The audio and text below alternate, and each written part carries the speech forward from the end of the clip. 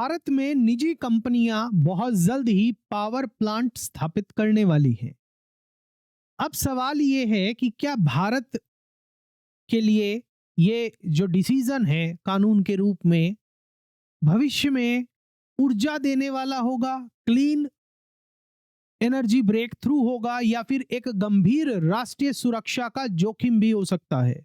क्योंकि जब न्यूक्लियर ऊर्जा विफल होती है तो वो कोयले या फिर सोलर की तरह नहीं है, ये राष्ट्रीय स्तर पर विफल होती है। यही बहस पैदा करता है शांति बिल 2025, जिसे संसद में पेश किया गया है और जो कहता है कि न्यूक्लियर एनर्जी सेक्टर में अब प्राइवेट प्लेयर की भी एंट्री होगी। और आज हम सिर्फ एक ही सवाल पर ध्यान देने वाले हैं कि क्या न्यूक्लियर एनर्जी प्लांट और न्यूक्लियर प्लांट भारत के लिए वरदान है या फिर सुरक्षा जोखिम है। प्राइवेट न्यूक्लियर प्लांट, किसी निजी कंपनी का न्यूक्लियर प्लांट क्या भारत के लिए वरदान होगा या फिर सुरक्षा जोखिम हो सकता है। आइए इस पूरे कानून को, इसके प्रावधानों को समझते हैं, व्यवहार को समझते हैं और सच्चाई के आधार पर इस पूरे कानून को समझते हैं। मेरा नाम आशीष जैन है और मैं संस्थापक हूं दून लॉ मेंटर का, जहां हम आपकी तैयारी करवाते हैं न्यायिक सेवा परीक्षाओं की और सहायक अभियोजन अधिकारी परीक्षाओं की। सबसे पहले बात करते हैं कि यह बहस जरूरी क्यों है। भारत का जो न्यूक्लियर सेक्टर है वो दशकों तक कड़े सरकारी नियंत्रण में रहा है। कारण साफ था कि न्यूक्लियर एनर्जी जो होती है, न्यूक्लियर ऊर्जा जो होती है, वो राष्ट्रीय सुरक्षा के साथ साथ जन सुरक्षा दोनों के लिए इंपॉर्टेंट होती है। लेकिन शांति बिल 2025 जो अभी कानून नहीं है, सिर्फ एक बिल के रूप में जब हम आपसे बात कर रहे हैं, संसद में पेश किया गया है, एक नया प्रस्ताव लाता है कि भारत निजी कंपनियों को न्यूक्लियर पावर प्लांट बनाने, रखने और चलाने की अनुमति देगा, यह भी सरकारी लाइसेंस के तहत। यही प्रस्ताव इस पूरी बहस की जड़ है। वरदान बनाम जोखिम जो बहस है उसकी जड़ है।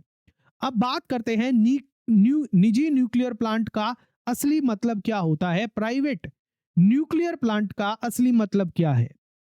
सबसे पहले भ्रम को दूर करते हैं। निजी एंट्री का मतलब यह नहीं है कि कोई नियम नहीं होगा, कोई सरकारी नियंत्रण नहीं होगा, कोई सुरक्षा निगरानी नहीं होगी। प्रस्तावित कानून के तहत निजी कंपनी को लाइसेंस चाहिए होगा, उसे सेफ्टी ऑथराइजेशन भी चाहिए होगा। केंद्र सरकार अनुमोदन, आपात नियंत्रण और टैरिफ तय करती है। यह एक महत्वपूर्ण बात है कि भारत के बाहर जो रजिस्टर्ड विदेशी कंपनियां हैं वो इसमें हिस्सा नहीं ले पाएंगी। वो संवेदनशील गतिविधियां जैसे स्पेंट फ्यूल रीप्रोसेसिंग सरकार के पास ही रहेगा। अब देखिए, अगर किसी प्राइवेट एंटिटी को भारत के अंदर न्यूक्लियर प्लांट बनाने का काम दिया जाता है तो जो न्यूक्लियर फ्यूल होगा, जो यूज हो जाएगा, उसको रीप्रोसेस कैसे किया जाएगा, ये सारी जो पावर है केंद्र सरकार के पास ही रहेंगी। तो बहस नियंत्रण के अभाव की नहीं है, बहस ये है कि क्या निजी नियंत्रण और न्यूक्लियर जोखिम सुरक्षित रूप से साथ चल सकते हैं। अब इसके तर्कों को समझते हैं। सबसे पहले जो बून आर्ग्यूमेंट्स हैं उनकी तरफ चलते हैं कि हाँ भाई ये वरदान साबित होगा, उसको समझते हैं। निजी न्यूक्लियर प्लांट क्यों वरदान हो सकते हैं, वरदान वाले पक्षों को हम सबसे पहले देखते हैं। इसके अंदर जो सबसे पहला है कि बड़े पैमाने पर साफ और स्थिर ऊर्जा मिलेगी, क्लीन और स्टेबल एनर्जी मिलेगी। न्यूक्लियर ऊर्जा देती है लगातार बिजली, कम कार्बन उत्सर्जन और कम भूमि में अधिक उत्पादन। निजी भागीदारी से भारत तेजी से क्षमता बढ़ा सकता है। ऊर्जा सुरक्षा के दृष्टिकोण से यह बड़ा लाभ है। दूसरे आर्ग्यूमेंट की बात करें तो तेज परियोजनाएं और अधिक पूंजी।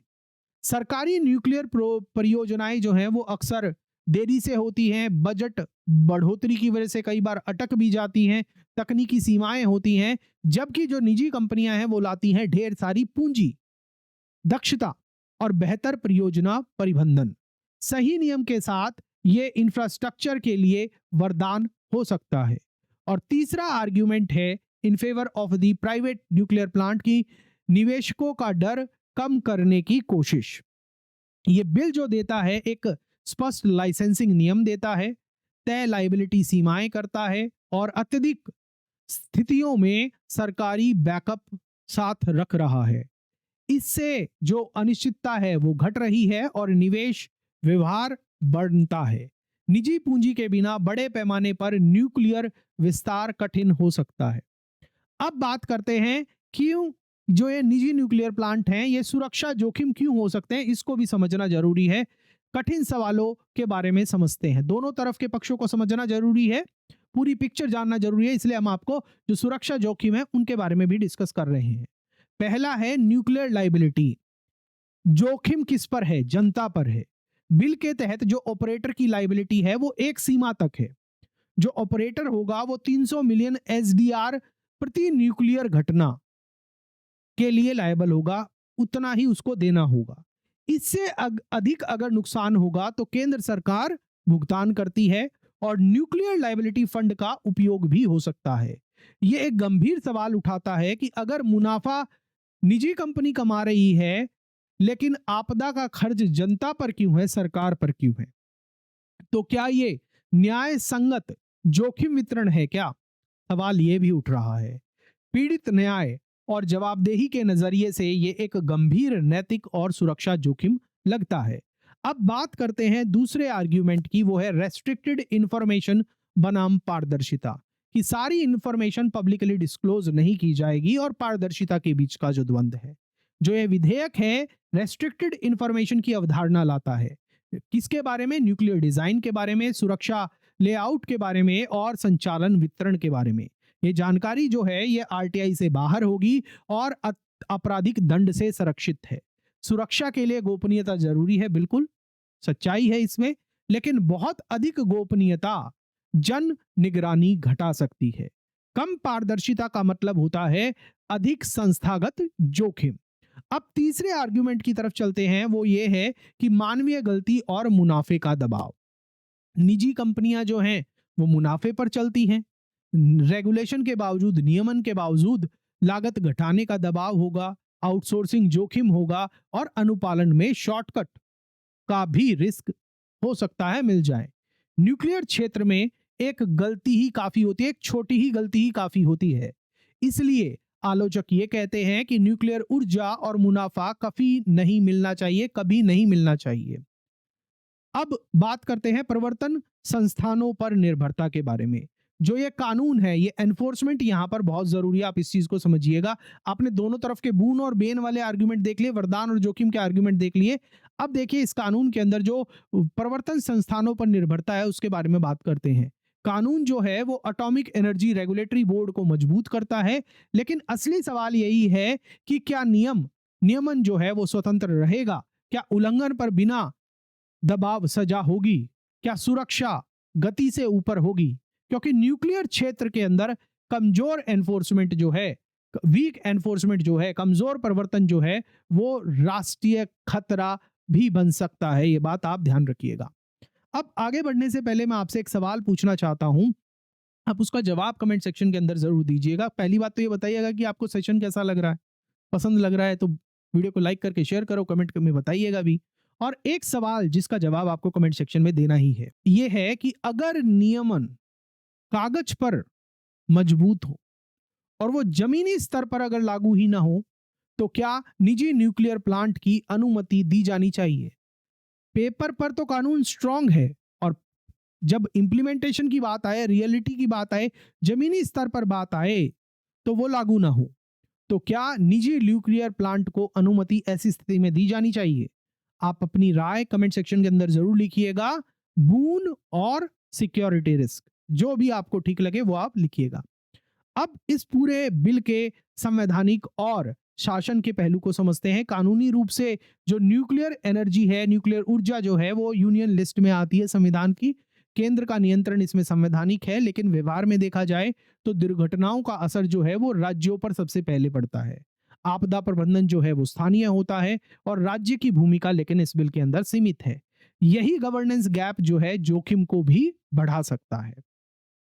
अब बेहद जरूरी वास्तविकता मैं आपको फिर से बता रहा हूं कि जो जब हम ये सेशन रिकॉर्ड कर रहे हैं उस समय ये बिल संसद में पेश किया गया है। अब ये विधेयक की स्थिति में है, कानून नहीं बना है, मगर हो सकता है जब आप ये वीडियो देख रहे हो तब तक ये कानून बन गया हो, संसद के द्वारा पारित हो चुका हो। मगर जो इसके अंदर बताया है हमने वही है जो इस विधेयक का हिस्सा है। ठीक है, तो ये बात आप ध्यान रखिएगा। अब हम अंत में अपने कंक्लूजन की तरफ चलते हैं, और कंक्लूजन यही है, निष्कर्ष यही है कि ईमानदारी जो है, ईमानदार कानूनी उत्तर क्या है इस सवाल का कि क्या ये अच्छी चीज है या जोखिम साबित होगा। निजी न्यूक्लियर प्लांट की अगर हम बात करें, ये तभी वरदान होंगे जब सुरक्षा मुनाफे से ऊपर होगी। जब राष्ट्रीय सुरक्षा को प्राथमिकता दी जाएगी मुनाफे से ऊपर, तभी ये फायदा हो सकते हैं। ये सुरक्षा जोखिम बन जाएंगे अगर लायबिलिटी बहुत सीमित रही, निगरानी कमजोर हुई, पारदर्शिता घट गई, और सुरक्षा कानून सुरक्षा लागू करने में अगर किसी भी तरीके की कोताही बरती गई तो ये जोखिम बनने का खतरा भी है। न्यूक्लियर ऊर्जा जो है गलतियों को माफ नहीं करती। हां या ना की बहस नहीं है, ये कानून सुरक्षा की बहस है, ये सुरक्षा कवच की बहस है। इसी के साथ जो ये हमारा सेशन है ये पूरा होता है।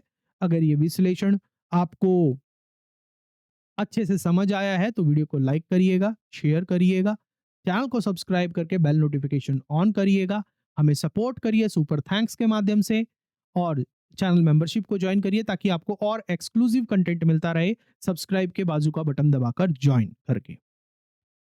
कमेंट में जरूर बताइएगा कि आपको सेशन कैसा लगा। और न्यायिक सेवा परीक्षाओं की तैयारी कर रहे हैं, सहायक अभियोजन अधिकारी परीक्षाओं की तैयारी कर रहे हैं, आप हमारी ऐप दून लॉ मेंटर के माध्यम से हमारे कोर्सेज में एनरोल कर सकते हैं। मिलता हूं मैं आपसे अगले सेशन में। जय हिंद।